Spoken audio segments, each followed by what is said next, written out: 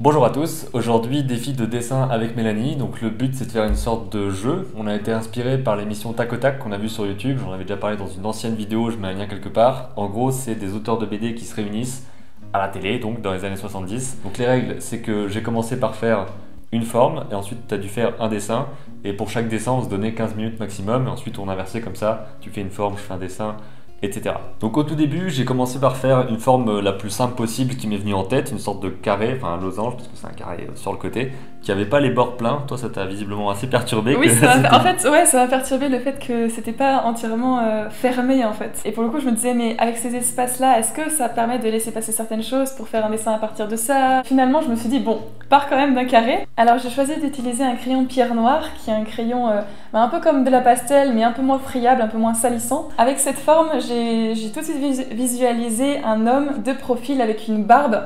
Et c'est un peu plus tard qu'en fait je me suis dit que ça pouvait être intéressant de partir de cette forme géométrique du carré pour pouvoir faire tous les autres éléments. Donc par exemple les bulles qui sortent de la pipe, la barbe aussi, que j'ai retravaillé un peu par la suite, les boutons du manteau, les ongles de la main.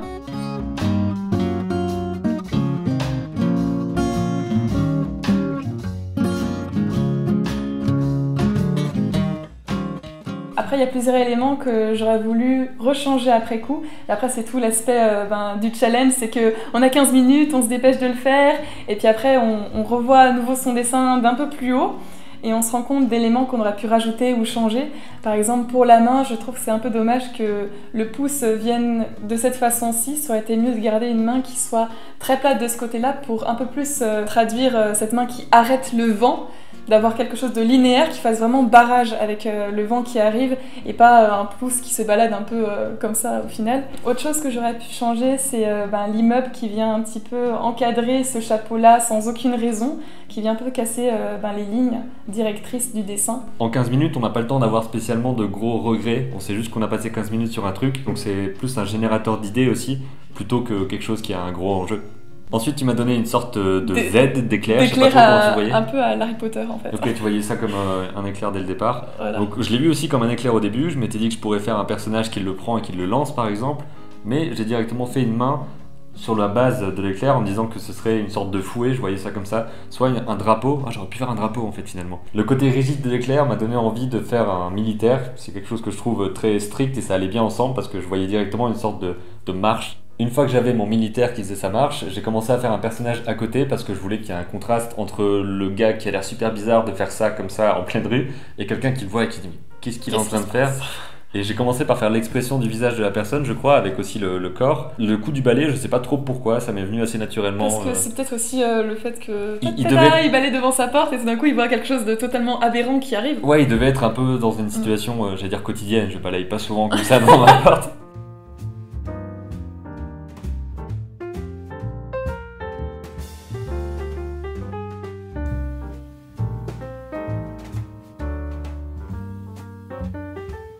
Il y a une sorte d'armée de tortues qu'il essaie de faire aller plus vite que ce qu'elles peuvent et qui se sent, je sais pas comment dire, il sent qu'il a du pouvoir parce qu'il fait ça. Et les tortues sont juste là en train de faire leur vie de tortue. Et ensuite derrière j'ai juste fait quelques ombres, quelques éléments de décor, mais pas besoin de beaucoup. Parce qu'il n'y a pas besoin de suggérer beaucoup plus que ça. Le côté aberrant en fait dans ce défi, c'est une des choses principales parce qu'on part d'une forme géométrique et à partir de cette forme on doit faire un sujet, un thème comme ça qui doit venir sur le vif. Et des fois il peut sortir des choses assez étonnantes. Ouais. Et justement des fois tu te demandes qu'est-ce que tu es en train de dessiner ou pourquoi tu as pensé à cette idée. Ensuite je t'ai donné une forme qui était un peu bizarre, même moi je savais pas ce que ça allait donner. Au départ j'allais commencer à faire une sorte de triangle je crois. Oui, alors... Et après j'ai fait des petits angles étranges. Oui, ça m'a pas mal perturbé. Au début je me suis dit mais comment traiter cette forme? Ça m'a fait penser à une sorte de cheval, mais le cheval il était assez petit.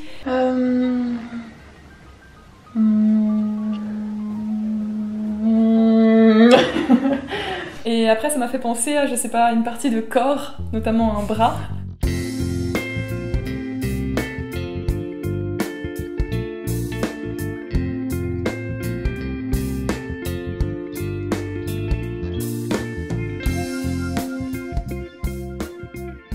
Après, je me suis dit pourquoi pas casser cet aspect très symétrique en haut avec les jambes en bas et donner un aspect assez linéaire, mettre des lignes directrices un peu plus impactantes. Il se dirige vers un endroit sans nécessairement enlever ses pieds du sol. On dirait qu'il glisse un peu. Voilà, qu'il glisse un petit peu. En roller mais avec des sandales quoi. Voilà, c'est ça. Après cet aspect linéaire, je me suis dit que j'aurais pu effectivement l'accentuer avec des lignes sur les vases très horizontales et ça aurait pu donner encore plus des lignes.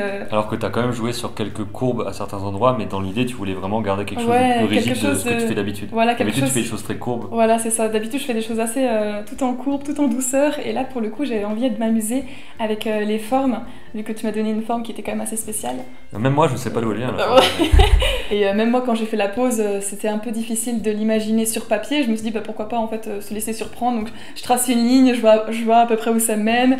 La deuxième jambe, comment je vais la faire? Tiens, je vais la faire un petit peu aussi dans cette diagonale-ci. Et tout est venu assez spontanément au final, ce que j'ai pas vraiment l'habitude de faire.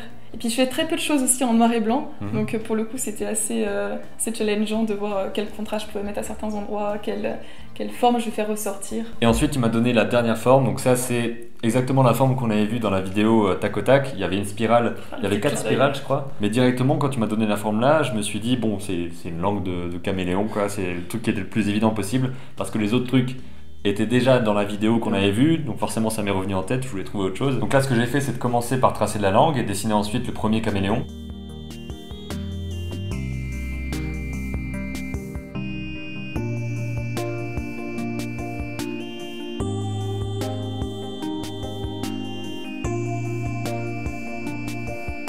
Je savais que je voulais que ce soit un caméléon qui soit posé sur une branche, mais je savais pas encore comment, et c'est à ce moment-là que je lui ai mis les pattes.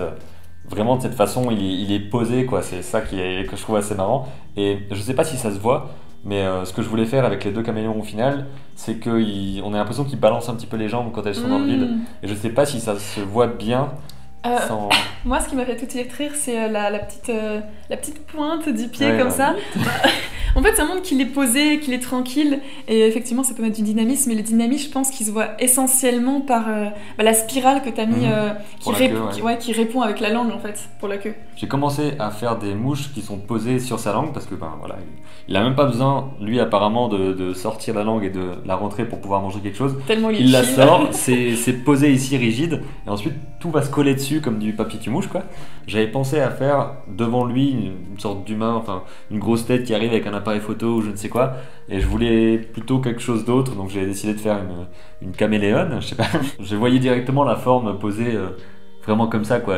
C'est aussi détendu mais dans une autre forme, qu'il regarde et qu'il admire alors qu'il a l'air complètement con. C'est ça qui est marrant quoi. Il a réussi à avoir beaucoup de mouches. Ouais, c'est ça. Donc peut-être que c'est pour ça qu'il a la classe. Ouais, peut-être. Pour les ailes, ça a commencé à ressembler un petit peu à des cœurs qui pourraient être autour du personnage. Donc je me suis dit, tiens, il y a l'histoire qui se forme avec ça en fait. Donc ça veut dire que là, après, je lui ai aussi fait les pattes assez détendues comme ça autour du tronc. J'ai placé le tronc et à ce moment-là, j'ai placé les couleurs, donc des verts différents pour les deux caméléons, le même marron pour les arbres. Et ensuite, j'ai placé un peu de végétation derrière. J'ai tenté un truc en mettant les couleurs bleues. Je suis pas sûr que ça fasse quelque chose de bien, à mon avis, avoir un aplat bleu derrière, ça aurait pu être cool, mais j'avais peur que l'aplat soit complètement un camouflage pour la langue et les mouches et qu'on voit plus ce qui se passe au milieu, parce que l'important c'est quand même ce qui se passe au milieu de la composition ici.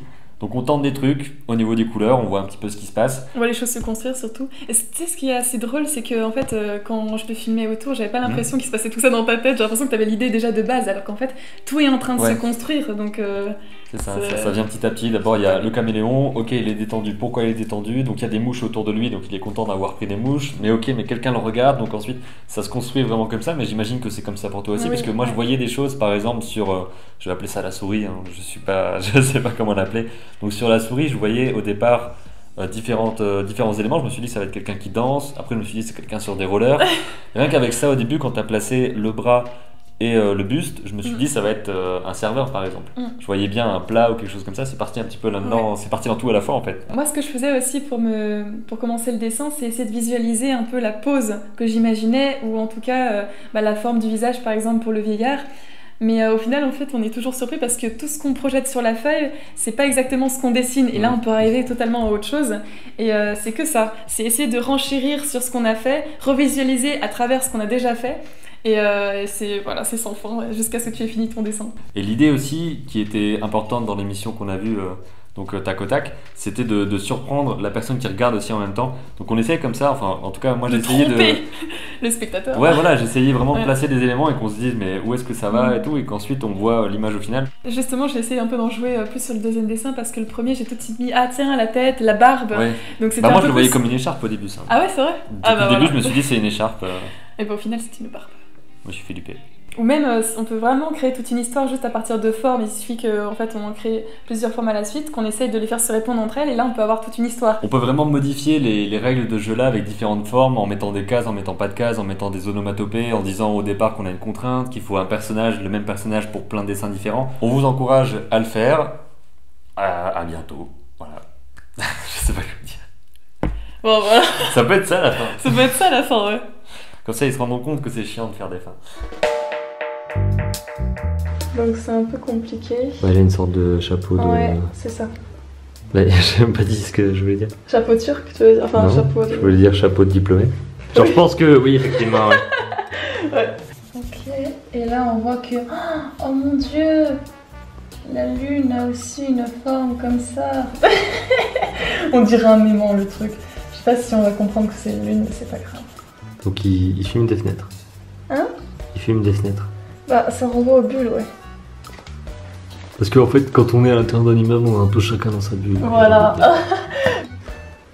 Il faut savoir que dans tes 15 minutes, tu as 14 minutes de réflexion. Exactement. C'est un nœud papillon ou pas du tout? C'est quoi? Un nœud papillon ou pas du tout? C'est juste son torse? Tu verras. C'est juste ses incroyables pecs.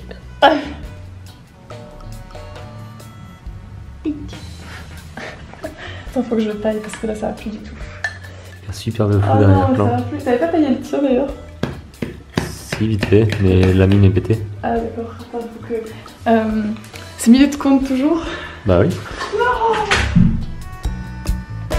Non. Ah, ça c'est ça de travailler tout le temps ses crayons dans son sac. C'est un crayon de loser.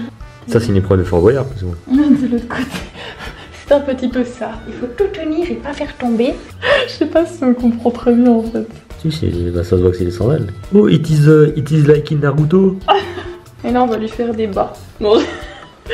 Ah par contre c'est bien envie de lui faire. Les chaussettes. Ah oui, les petites fêtes. Parce que tout le monde sait que les rats sont hollandais. Eh bébé, c'est fini. Hein. Ah bah c'est fini maintenant. Attends, faut pas que Ça je y me est, rate. c'est le Arrête. dessert. Me fais pas rire parce que la ligne il faut qu'elle soit droite. Ah bah c'est très droite la ligne. Et voilà. Tu veux que je te passe une règle?